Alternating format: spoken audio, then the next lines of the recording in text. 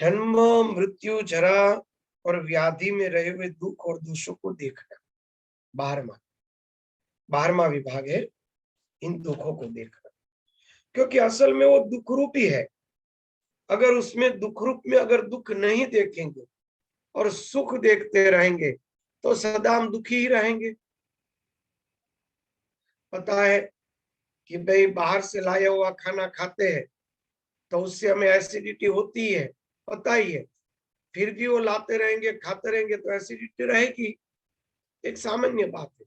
अगर उसका दोष नहीं देखेंगे कि अरे बाहर का लाएंगे, बासी होगा, उसके अंदर कितने प्रकार के मसाले डाले होंगे जो शरीर को नुकसान करते हैं, हर बार एसिडिटी होती है, कई बार उल्टी भी हो जाती है, तो ऐसा खा के क्या करें। अगर ऐसा चिंतन नहीं करेंगे और बार बार वही खाना ला के खाते रहेंगे तो और बीमार पड़ेंगे, अल्सर आदि हो जाएगा, बार बार खाने पर आंत के रोग हो जाएंगे।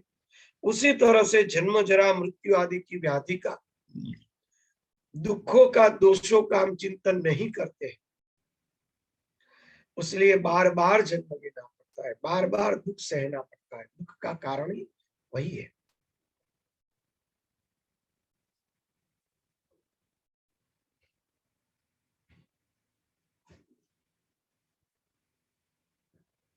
बारंबार जन्म, मृत्यु, वृद्धावस्था और व्याधि के दुख और दोष को, जिज्ञासु को धीरज और सावधानी से देखते रहना चाहिए। उनसे जिज्ञासु का मन वैराग्यवान होता है, उन्हीं से वैराग्य प्राप्त होता है। बिना चिंतन को कभी वैराग्य प्राप्त नहीं होता है।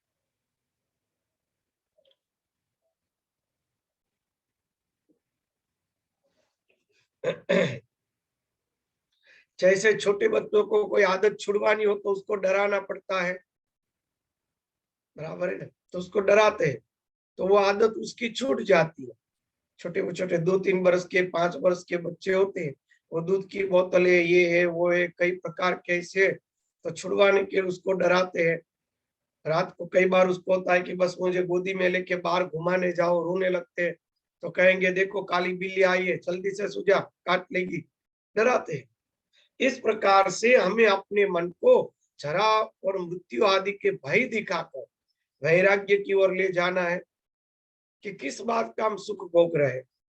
आज जिसको हम सुख कह रहे हैं कल वो दुख का कारण होगा। इसीलिए धीरे धीरे करके उसको हमें समझाना है।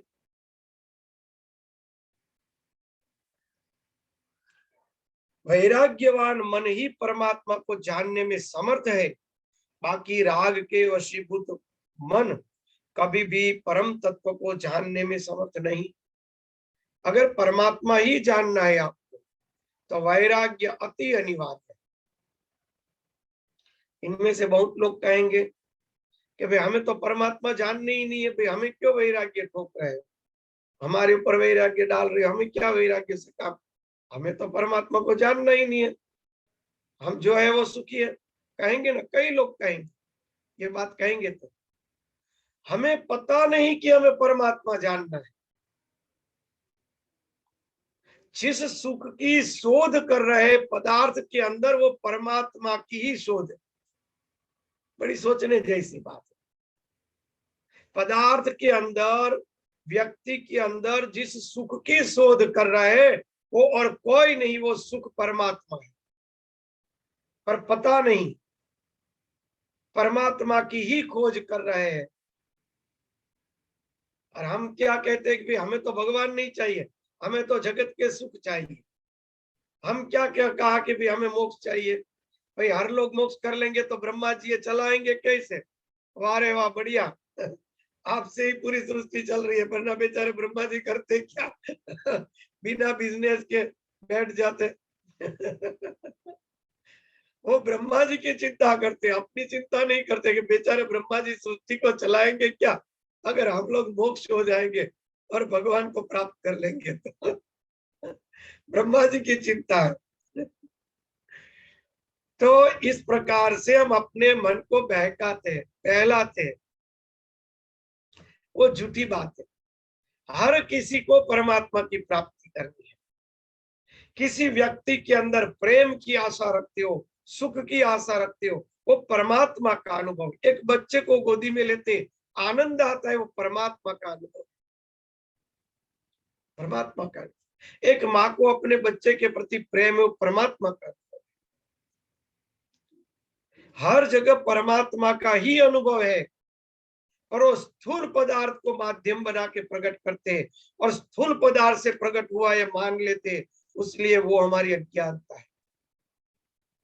बीज जमीन में पड़ा है, बीज नहीं दिखाई देता, उसमें से कुपल फूटी और वृक्ष उगा, तो हम मानेंगे कि जमीन में से निकला। जमीन में से नहीं निकला है, वो बीज उस बीज में से निकला है, वो उसका कारण है बीज। परमात्मा में से आनंद प्रकट होता है, ज्ञान प्रकट होता है, मगर समझ बैठते उस व्यक्ति को, व्यक्ति के माध्यम से उस परमात्मा रूपी बीज का आनंद रूपी वृक्ष के फल हम भुगत रहे। बहुत सोचने समझने जैसी मैं सूक्ष्म बात कर रहा हूं, चिंतन करो। हर कोई परमात्मा के लिए ही भटक रहा है, सबका लक्ष्य परमात्मा है, सब परमात्मा की ओर ही गति कर रहे हैं। तो जो मन राग वशीभूत है, वो परमात्मा को प्राप्त नहीं कर सकता। वैराग्य वशीभूत जो मन है, वो परमात्मा की प्राप्ति करेगा। यानी कि वो आनंद कहाँ से प्रकट हो रहा है, उस स्थान को ढूंढने में समर्थ हो जाए, तो उस परम तत्व को प्राप्त करने का। बीज नहीं दिखता है, भूमि दिखती है। भूमि से वृक्ष निकला दिखेगा, कारण बीज था वो नहीं पता। किसी व्यक्ति या पदार्थ में से आनंद का भोग करते, अरे बढ़िया सोफा बना है, इतना आनंद आता है बैठने में, पर वो बैठने में आनंद आता है, वो आनंद आता किसको है? वो सोफा आनंद दे रहा है, तो चलो 3 तक सोना ही नहीं है, 3 दिन तक जागते ही रहो सोफे पे, आनंद नहीं देखा, वो दुख देगा। जैसे ही सोए उसके कान मरोड़ के जगा दो, पानी डालो, सोना तो नहीं है तुम्हें, केवल इस सोफे का आनंद तुम्हें 3 दिन तक हम देने वाले। वो मर जाएगा बेचारा, चिल्ला उठेगा, अरे गया आनंद पहाड़ में, हमें सोने दो। नहीं चाहिए सोफे का आनंद। तो भाई सोफे में आनंद था या वो आनंद परमात्मा का था? वो आनंद हमारे अंदर भगवान का है, जो पदार्थ के अंदर हम भुगत रहे। बीज बीज आनंद का परमात्मा है। हम मान बैठते सामने पदार्थ में से हमने आनंद लिया, आनंद पदार्थ में से है ही नहीं। आनंद तो भुगतने वाला अंदर है, आनंद अंदर से ही प्रकट होता है, और आनंद अंदर ही आनंदित होता है। पदार्थ आनंद दे ही नहीं सकता है, वरना व्यक्ति को सोने न दो तो व्यक्ति पागल हो जाएगा। उसको सबसे बड़ा सृष्टि का आनंद दे दो, चलो सोने के कमरे में बैठा दो, सोना नहीं है, पहले तो खुश हो जाएगा,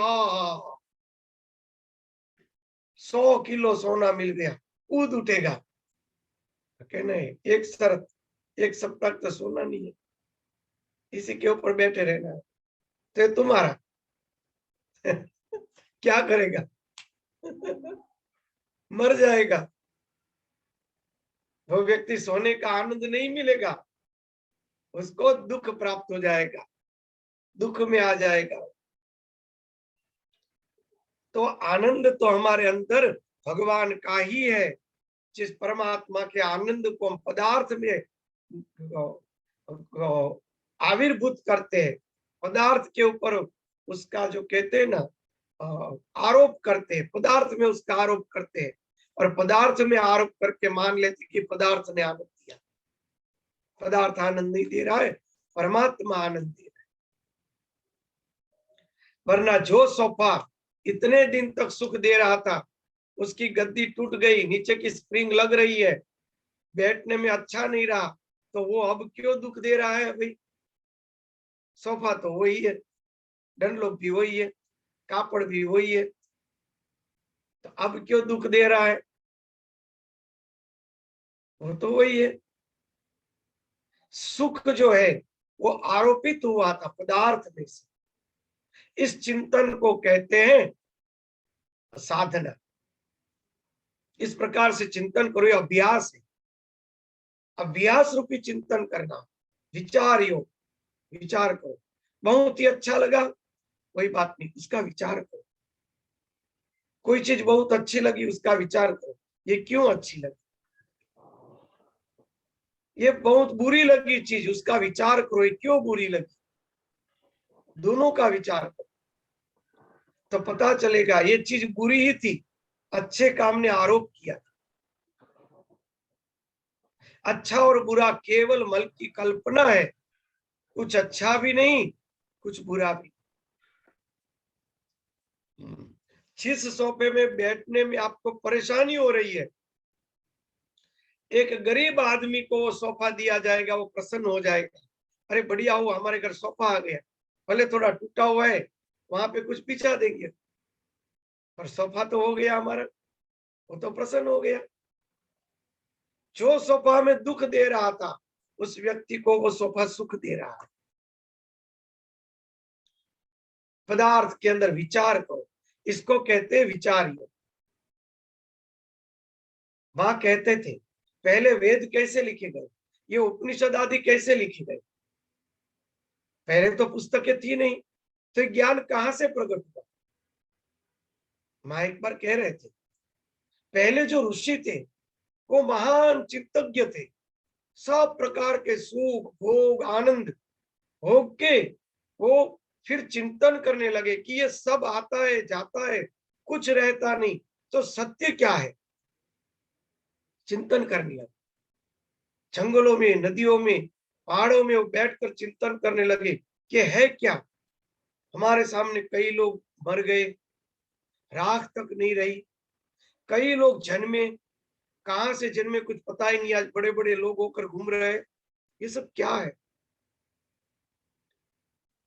आज बारिश आई, पूरा जंगल बन गया, गर्मी के दिन आए, पूरा मैदान हो गया, कहाँ गई लकड़ियां, कहाँ गई घास, कुछ पता नहीं।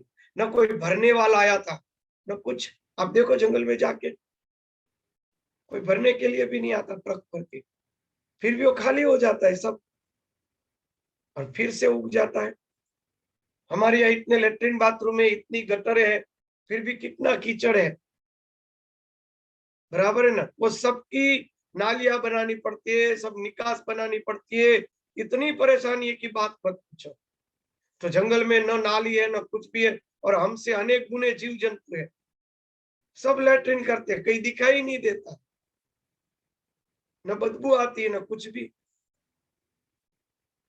प्रकृति में जो क्या हो रहा है वो चिंतन करते थे, ये कैसे प्रकट हुआ, ये क्या हो रहा है, कैसे हो रहा है, चिंतन करते थे। चिंतन करते करते करते मन शांत, क्योंकि अंतःकरण शुद्ध और पवित्र था उनका, न छल कपट था, न राग द्वेष था, न पाप वृत्ति थी, निर्मल मन के थे वो सब। तो निर्मल मन के थे, ऐसे चिंतन करते रहते, वर्षों तक बैठे बैठे चिंतन करते रहे।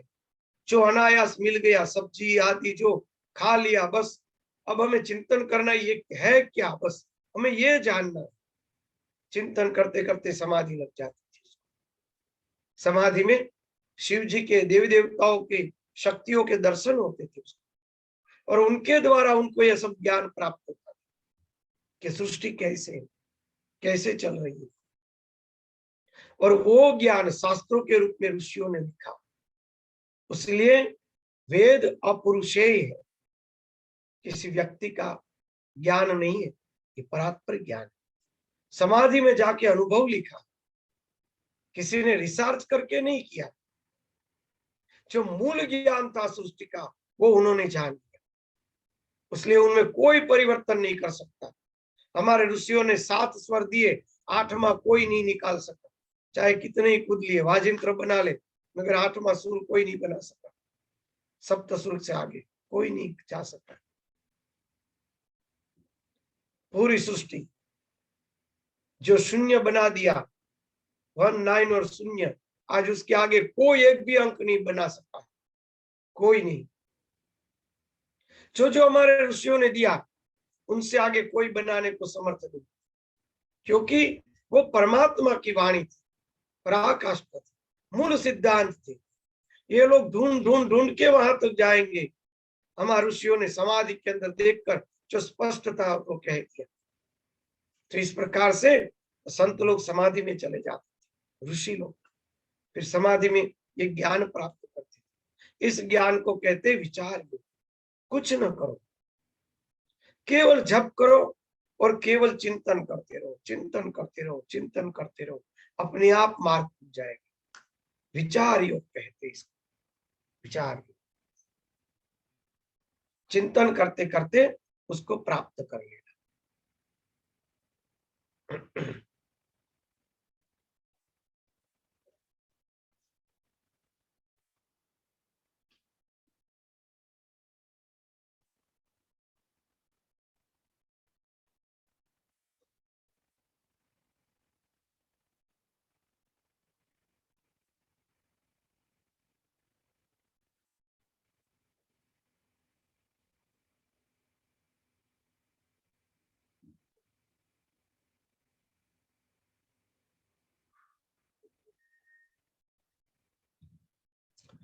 सबसे पहला दुख है जन्म का, उसका चिंतन करें। जो सत्य है उसका हम चिंतन नहीं कर रहे हैं, स्वीकार नहीं कर रहे हैं। माता जो खट्टे कड़वे तीखे खारे कसाई आदि पदार्थों का भोजन करती है, वह गर्भ में रहे बालक को दुख होता है।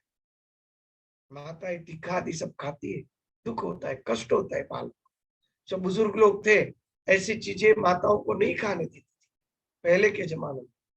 अब तो बहनें कुछ भी खा लेती है, बच्चा पेट में। पहले तो कहती थी ऐसा नहीं खाना चाहिए, बच्चे को परेशानी, आचार वगैरह सब नहीं खाने देती, तो उनसे बच्चे को जलन होती है।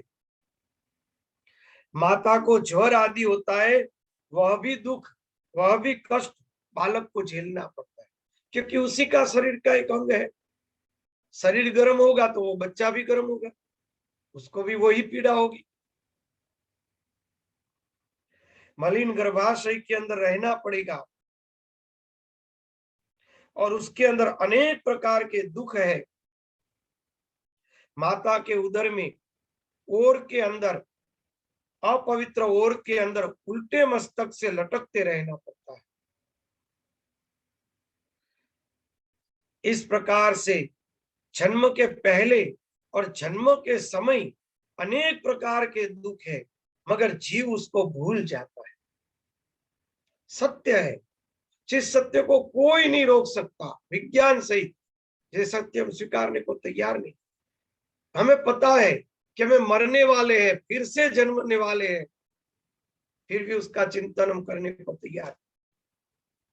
जैसे सांप के मुंह में मेढक है और मेढक मुंह खोल के वो किसी पतंगे को खाने के लिए मुंह खोल के प्रयत्न कर रहा कि पतंग उड़ के मेरे पास आ जाए और पतंग को खा जाऊं, पर तू तो अजगर के मुंह में पड़ा है, वो तो देख ले, वो अपने दोनों दांत तेरी पीठ में घुसा के देखा, वो तो देख ले। ऐसी हालत है जी हमारा। जन्म का जो दुख है वो सबको पता है कि जन्म के समय हम सबने दुख पीड़ा सहन किए, और जितने समय हम जन्म लेंगे, चाहे पशु पक्षी में ले चाहे मनुष्य में ले, हर बार ये पीड़ा सहन करनी पड़ेगी, फिर भी हम स्वीकारने को तैयार नहीं। मूढ़, इसी को कहते मूढ़ता।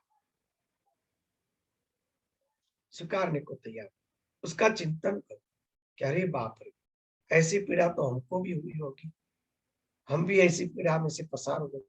भगवान ने कृपा की कि इन पीड़ा को हमारे मगज से निकाल दी, वरना तो पागल हो जाते, पागल हो जाते ना। थोड़ी भी पीड़ा व्यक्ति सहन नहीं कर सकता है। घर में कोई परेशानी आई और अगर वो व्यक्ति सहन नहीं कर सकता है तो डॉक्टर की दवाई लेनी पड़ती, पागल हो जाता है। तो ये सब पीड़ाएं अगर याद रह जाती तो हमारी क्या हालत।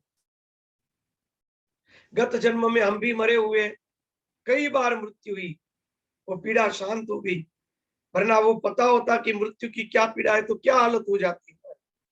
पागल हो जाते।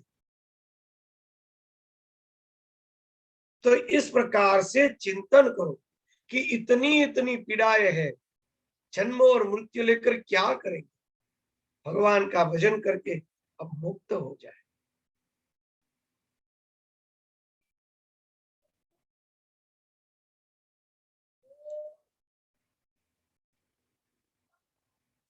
जब जब बच्चों को देखे, छोटे बच्चों को देखे, तब जन्म का और गर्भ का दुख तुरंत ही मन में चिंतन करके याद करते रहे कि बच्चा भी भुगत के आया, ऐसा हमारे भी शरीर में होता होगा, हमारे शरीर में भी एक सा होता हुआ होगा।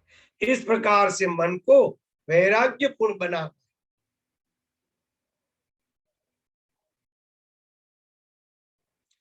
और सदाग्रह पूर्वक प्रयत्न करना है कि फिर से इस प्रकार का जन्म हमें प्राप्त ही ना हो, ऐसा चिंतन करना है।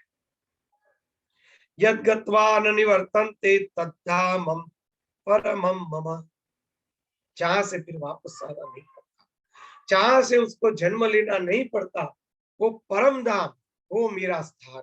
वो कौन सा स्थान है? चिंतन करो, चिंतन करने पर ही प्राप्त होगा।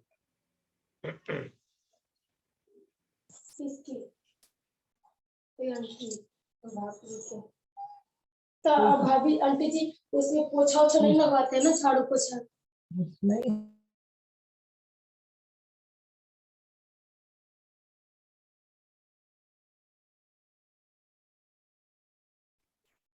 देखो फिर भी वैराग्य नहीं आता है।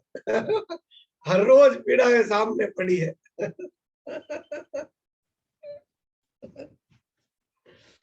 ऐसा है झाड़ू पोछे का काम काज।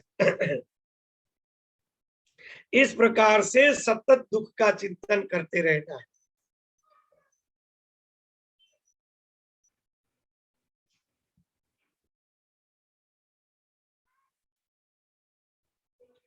सदाग्रह पूर्वक इस वाक्य से परम तत्व का अनुभव करने का सदाग्रह पूर्वक प्रयत्न करते रहना चाहिए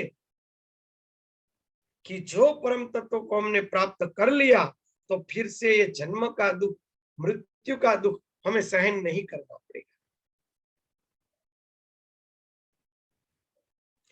प्रारब्ध की समाप्ति समय जब मनुष्य की मृत्यु होती है, तब जीव को अपना वर्तमान शरीर छोड़कर दूसरी जगह जाना पड़ता है। कितना कष्ट।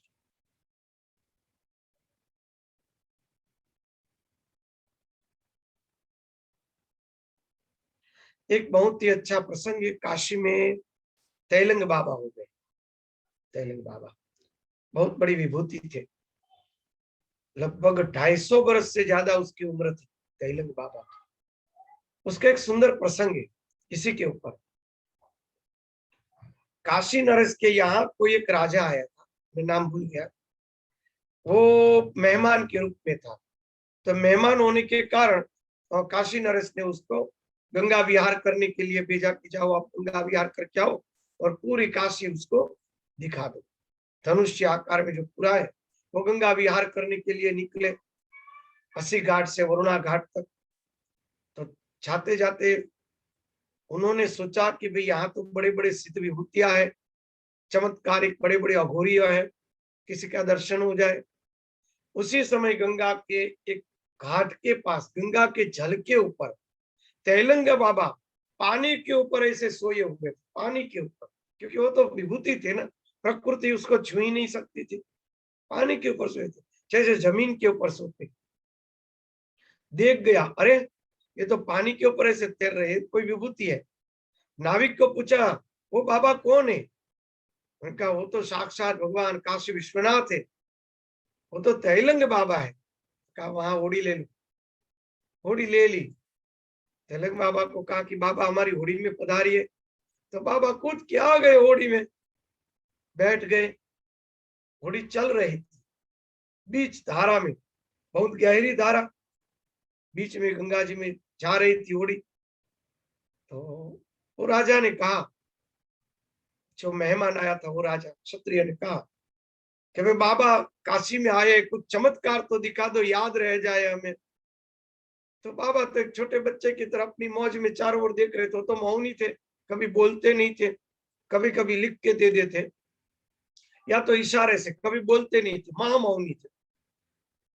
तो तेलंग बाबा तो बच्चे की तरफ देख रहे थे, इसका कुछ सुन नहीं रहे थे। कई बार कहा उन्होंने कि बाबा कुछ चमत्कार दिखाओ, बाबा कुछ चमत्कार दिखाओ। तो वो हंसते हंसते आनंद से, कमर पे तलवार थी सोने की मुठ वाली, वो म्यान वाली तलवार थी सोने की, और अंग्रेजों ने उसको भेंट में दी थी, उसके ऊपर खिताब भी लिखा था। तो देखकर थोड़ा हंसे, तो उनको हुआ कि बाबा कुछ चमत्कार दिखाना चाहते हैं। तो उन्होंने अपनी जो तलवार थी ना, जो तलवार उन्होंने वहां से ले ली और तलवार निकाल के बाबा को दिखाई कि कुछ इसमें चमत्कार दिखाएंगे। तो उन्होंने, बाबा ने देख के फिर अपने हाथों में ले लिया तलवार को, तो उन्होंने दे दी तलवार कि कुछ चमत्कार दिखाएंगे। तो बाबा ने तो चिगना से बच्चे की तरह देखा और तलवार को डाल दिया गंगा जी में। गंगा जी तो गहरी गई सो गई। तो थोड़ी देर तो उसको पसीना तो आ गया और उसको कुछ चमत्कार दिखाएंगे। घोड़ी तो चलने लगी, एक घाट, तीसरा घाट, तीसरा घाट। उन्होंने कहा कि बाबा कुछ चमत्कार दिखाओ, मेरी तलवार वापस ला दो। तो बाबा तो कुछ सुन ही नहीं रहे थे, अपनी मौज में। फिर तो गुस्सा खौला गए। अब राजा के मेहमान थे, बेचारा होड़ी वाला तो कुछ बोल ही नहीं सकता था, क्योंकि तो राजा उसको दंड दे देता। अब ये बेचारा होड़ी वाला फंसा कि मुझे क्या करना। तो वो तो बाबा का हाथ पकड़ के खींचने लगा कि तुम्हें तलवार देनी पड़ेगी, और धुतकार से बोलने लगा, अपमान करने लगा, मैं तुम्हें ये करूंगा, मैं वो तुम्हें करूंगा, तुम्हें पता नहीं अंग्रेजों ने मुझे इस काम के ऊपर ये खिताब पे तलवार दी थी, अगर चमत्कारी नहीं दिखानी ताकत थी तो क्यों मेरी तलवार तुमने फेंक दी। इतना इतना गालियां बोलने लगा वो बेफाम, और फिर वो लात से मारने का प्रयत्न करने गया। उसी समय ये जो होड़ी वाला था, उन्होंने होड़ी ले ली किनारे के ऊपर, जो भी घाट वहां था किनारे पे ले ली। जैसे ही किनारे ली तो बाबा के कूद के भाग गए।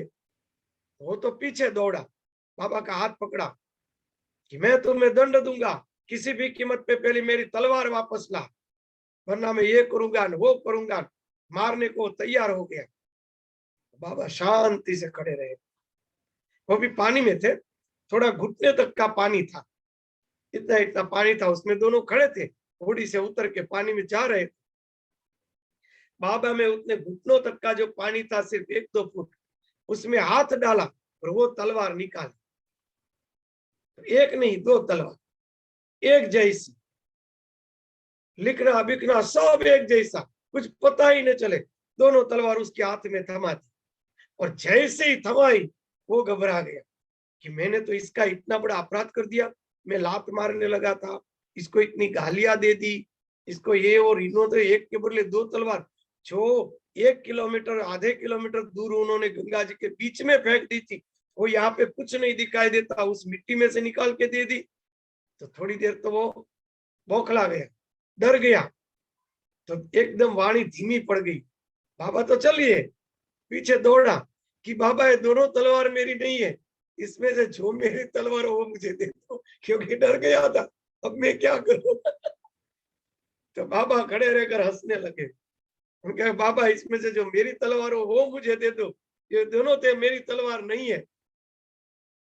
बाबा ने लिखा रेत पे वहां पर, किस जोर पे तू कह रहा था कि मेरी तलवार, मेरी तलवार, हाथ में आई तो पहचानने का तो तेरा सामर्थ्य नहीं है, तो तेरी थी कहां से। पहचान ले। एक दिन इसी तरह तेरे इस शरीर को, जिसको मेरा शरीर कर रहा है, एक दिन तेरे ही बच्चे चलाकर उसकी मिट्टी इसी गंगा में आके फेंक देंगे, क्या तू उसको मृत्यु दंड देगा। वहीं पर उसका वही रहा क्या, दोनों तलवार अपने हाथों से गंगा जी में फेंक दी और दंडवत प्रणाम किया कि बाबा क्षमा कर दो, हमसे भूल हो गई। इसी तेरे शरीर को फेंक देगी गंगा में आके, तब कहाँ जाएगा तू, किससे तू लड़ेगा। किससे झगड़ेगा? एक तलवार में इतना मोह करके कह रहा है क्यों फेंक दी मेरी तलवार, क्यों फेंक दी मेरी तलवार। तो ये जो है शरीर, ये नाशवंत है, बराबर है ना। उसको बता दिया, कल्याण करना था किसी कारण से उस राजा का, बाबा को जीव शरण में आया था, उसका कल्याण कर दिया उस राजा का। मुझे राजा का नाम नहीं पता, कदाच आप लोगों को किसी को पता हो, तो उसका कल्याण किया था। तो इस प्रकार से जो शरीर है, इस शरीर के किस कारण इतना मोह करके इसके लिए झगड़ा कर रहे हैं? किसके लिए इस शरीर के कारण हम द्वेष कर रहे हैं? किस कारण? अकारण। गीता जी में भी कहा है कि नाशवंत ऐसे देह के लिए कभी किसी से द्वेष मत करो, ऐसा कुछ कहा है ना, ऐसा एक वाक्य है, नाशवंत ऐसे शरीर के लिए किसी से द्वेष न करो, एक बार नाशी होने वाला है। किस बात का अहंकार, किस बात का कुभाव, किस बात की चिंता, क्यों द्वेष करना? और इस शरीर के एक मुर्दे के लिए, जैसे गिद्ध आदि जो पशु होते हैं वो एक मुर्दे के लिए आमने सामने झगड़ते हैं, उसी तरह ये शरीर रूपी मुर्दे के लिए हम खुद ही जगत से झगड़ा कर रहे हैं, एक मुर्दे के लिए। ये मुर्दा ही तो कंधे पे लेकर घूम रहे हैं हम लोग, इसके ही लिए दूसरों से झगड़ा है कि तूने मुझे अपमानित किया था, तूने मुझे ये नहीं दिया था, तूने मुझे बैठने को नहीं दिया था, तूने मुझे ये नहीं कहा था। किसके लिए? इस शरीर के लिए। इस प्रकार के चिंतन से वैराग्य प्राप्त होता है। मृत्यु का चिंतन करो, जब किसी की मृत्यु हो जाए खास उसके दर्शन करने जाओ। वो देव है, हमारे शास्त्रों में उसको प्रेत कहा। प्रेत की बहुत बड़ी कीमत होती है, प्रेत की बड़ी आमन्या रखी जाती है। मृत्यु जाते हैं ना तो प्रणाम करते, बीच में देख जाते हैं। देव गति का ही, देव वाहन का है प्रेत, है ना, जो भगवती का स्वरूप है, उसका आदर करते हैं। मृत्यु के दर्शन करो, मृत्यु के दर्शन करने से वैराग्य सिद्ध होता है। चिंतन करो, एक बार इसी तरह सो जाएंगे, किसको पता है किस बात का झगड़ा, किस लिए झगड़ा, किसके साथ झगड़ा, क्यों, कब तक? मृत्यु को याद, जन्मों को याद करो। दोनों ओर दुख है, दोनों ओर। जिसकी उत्पत्ति भी दुख है, जिसकी विनाश भी दुख है, तो उसके फल भी दुख ही होंगे, फल भी दुख है, पर स्वीकारने को तैयार। वो ऊंट होता है ना, वो कांटे वाला, बोरडी जो कहते हैं, बोर आते ना, बेर, बेर की जो पेड़ होता है ना, बोरडी कहते हैं हमारे यहाँ, तो बद्री कहते हैं, बद्री संस्कृत में। तो वो ऊंट खाता है, कांटे मुंह में चुभ जाते फिर भी खाता है। उसी तरह ये संसार कांटों से भरा है, फिर भी उसी में हम खेलते रहते हैं। किसका द्वेष, किससे राग, किससे प्रेम, किससे सुख, किससे दुख, किसके लिए ये झगड़ा? चिंतन करो, वैराग्य प्राप्त होगा। वैराग्य के लिए इसका चिंतन करो, नित्य चिंतन करो। जन्मों में जिसने इतने दुख पड़े, मृत्यु के समय इतने दुख पड़ेंगे, किससे झगड़ा करेंगे? जो हो सहन कर। अगर ये चित्त में हकीकत में उतर गया ना, कल्याण हो जाएगा, कल्याण। माथे उसके चित्त में उतर गया तो देखो परमहंस अवस्था को गृहस्थाश्रम में रहकर वो प्राप्त कर लिया। इतने उसको दुख दिए तो माँ वही शब्द निकालती थी कि वो तो आप शरीर को दे रहे हो, मुझे थोड़ी दे रहे हो। माँ को कितने कितने दुख, पहले भी बात हम लोगों को हुई है, कितने दुख दे रहे थे, फिर भी वो कह देते वो शरीर को दे रहे, मुझे थोड़े दे रहे। गालियां देते, मारते, डाम देते, बहुत सी पीड़ाएं देते। तो माँ एक ही बात करती, माँ अगर उस बुजुर्गों को वंदन करती तो बाल पकड़ के पूरा मुंह जमीन पे घिसट के तो छिल जाता था वो। घिसटते थे, तो माँ कहती थी भले ये इसी लाख का होगा, उन्होंने अपना कर्म भोग लिया, बराबर। शरीर उसके कर्म भुगत पूरे कर लो, शांत कर लो। हम क्या करते, शांत नहीं करते, इसलिए फिर से जन्म लेना पड़ता है, फिर से मृत्यु सामने आती है, वही दौर रहता है। कर्म को शांत कर, सहनशीलता से बड़ी कोई चीज नहीं। चिंतन करो, चिंतन से वैराग्य प्राप्त होता है, चिंतन करो।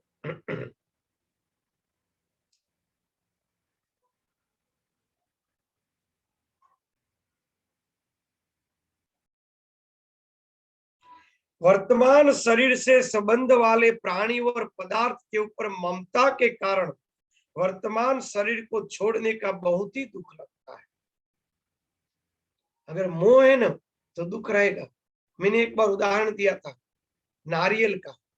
नारियल फोड़ते हैं ना तो दो गति होती है। जिस नारियल में से पानी सूख गया उसको हिलाएंगे तो अंदर गोटा खखड़ेगा, गड़गड़िया नारियल उसको कहते हैं, गड़गड़ आवाज आएगी। अगर उसको तोड़ेंगे तो उसकी जो उसके अंदर जो टोपरा है वो पूरा का पूरा साबुत ऐसे तुरंत ही बिलक पड़ के धुलक के निकल जाएगा। मगर पानी वाले नारियल को तोड़ेंगे तो फिर टोपरा निकालने का प्रयत्न करो, चप्पू से कितना भी प्रयत्न करोगे तो भी छिलका थोड़ा चिपका रहेगा। बहुत पीटना पड़ेगा, छोटे छोटे टुकड़े करने पड़ेंगे, चप्पू से एक एक एक टुकड़ों को छिन छिन के निकालना पड़ेगा। मगर पानी सूख गया तो जैसे ही कासली टूटी पूरा का पूरा बॉल बाहर। बॉल होता है ना दड़ा, जरा भी चिपकेगा नहीं। अगर प्राणी और पदार्थ में ममता रही, ममता रूपी जल हमारे अंदर है तो मृत्यु के समय वो चिपका रहेगा। यमदूत आके घिसट घिसट के ले जाए, पीट पीट के ले जाएंगे। अगर भक्ति भगवान का भजन किया है, वैराग्य प्राप्त हो गया, वासनाएं सूख गई तो मृत्यु आने से पहले ही विलग हो जाए। जैसे परीक्षित हो गए थे, मृत्यु का आनंद लेंगे कि चलो कोई बात नहीं, शरीर ऐसे भी क्षीण हो गया था, शरीर के कर्म पूरे हो गए, चलो राम राम, भगवान के धाम में जाएंगे, कष्ट नहीं होगा। पानी को सुखा दो। अभी दिन अब बहुत कम है, आधे तो चले गए, दिन कम है, पानी को सुखा दो। पानी सूख जाएगा तो अपने आप वो टोपरा अलग हो जाएगा। तोड़ते समय जरा भी कष्ट नहीं होगा। पर अगर पानी रह गया तो समझ लो कि छोटे छोटे टुकड़े करके भी घिस घिस के भी निकाल के ले जाएंगे यम के दूत। होना तो होना ही है, उसमें कोई नहीं रोक सकता। पानी सुखा दो। इस तरह से ममता जो है वो वर्तमान शरीर में समय दुखद होती है। स्त्री पुत्र आदि की ममता, धन की ममता आदि विचार के द्वारा अंतःकरण में उसके दुख का अनुभव करना चाहिए। कह रहे इसके प्रति इतनी ममता है, अगर मेरा शरीर छूट जाएगा तो। ममता न रखो। आज देखो ये वो अभी एक भैया जो अपने वो कोमा में चले गए, क्या पता चला कैसे काम हो गया, कब किसका क्या होगा किसको पता है। कहाँ अहंकार रहा, चलो कितना सामर्थ्य होगा उसका, पैसे का भी होगा, शरीर का भी होगा, हुद्दा भी होगा।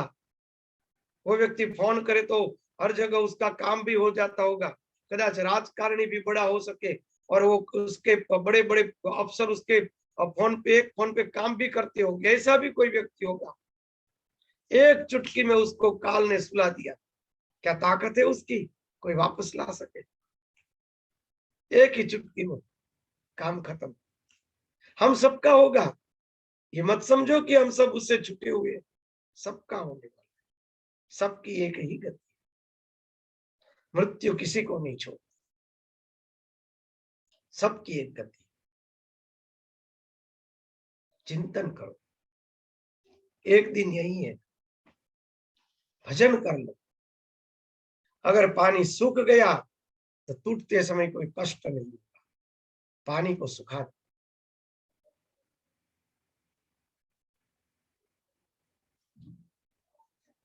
किराए के घर में रह रहे तो मान लो कि ये किराया है, ये मान के बैठोगे कि नहीं हमारा ही है, तो झगड़ा रहेगा। जब मकान मालिक है वो लेने आएगा तब देना पड़ेगा, फिर झगड़ा चलेगा। दिए बिना तो कोई चलेगा ही नहीं। पर पता है कि किराया ही है, मेरा है ही नहीं, मन में दृढ़ता है, तो कष्ट नहीं होगा। वो कहेगा कि भाई 15 दिन के बाद खाली कर देना, कहेंगे कोई दिक्कत नहीं है, अभी सप्ताह में खाली करेंगे, क्यों दिक्कत है, चिंता मत करो। क्योंकि पहले से पता था कि किराए का है, ये मकान किराए का है। पहले से पता होना चाहिए कि किराए का है, मेरा है, और उनसे हर जुड़ी हुई चीज मेरी है, कोई दुख है।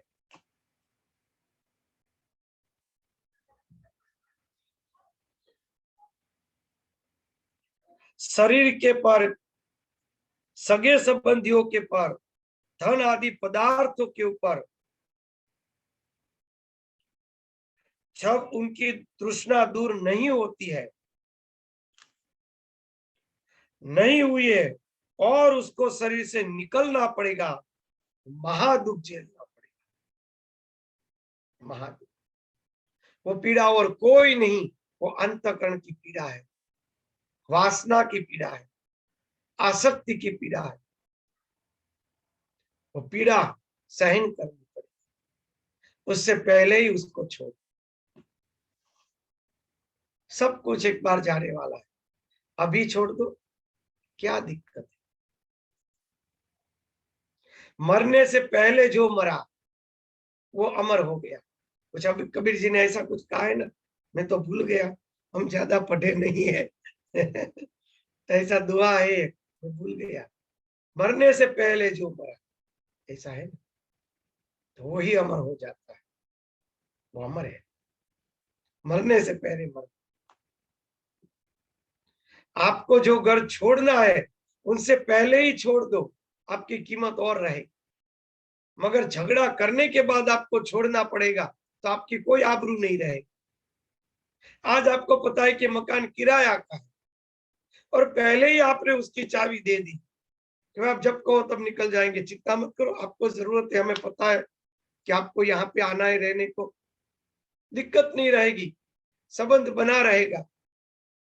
मगर वो बेचारे कहेंगे कि भाई ये जनवरी महीने में सौंप दो, हम लोगों को आना है, फरवरी महीने में सौंप दो, हमको आना है। फिर कहेंगे अरे भाई हमें तो दूसरा किराया मकान लेके रहना पड़ रहा है, आप देख रहे हो, अब तो हमारा मकान भाई खाली कर दो।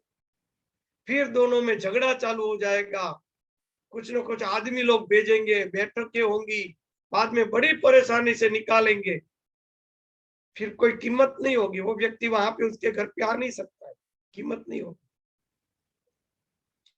पहले से छोड़, अपना है ही नहीं, किस बात का झगड़ा, अपना होता तो झगड़ा करते, अपना है ही नहीं, किस बात का झगड़ा।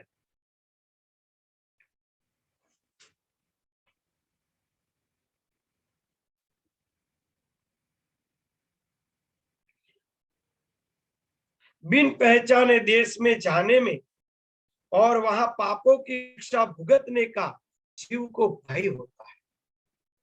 जीव के अंदर से मृत्यु का भय, पाप का भय है, सब पाप भुगतने पड़ेंगे।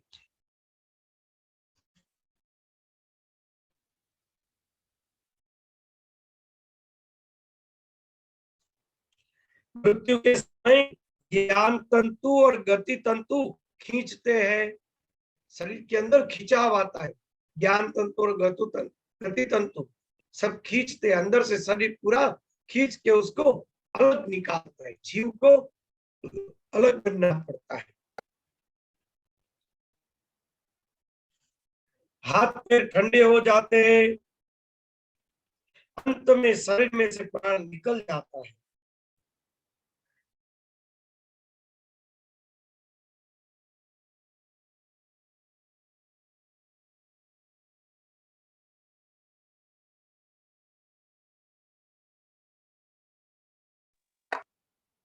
डिस्कनेक्ट हो गया स्वामी जी। क्या हुआ? डिस्कनेक्ट हो गया अचानक? हाँ स्वामी जी।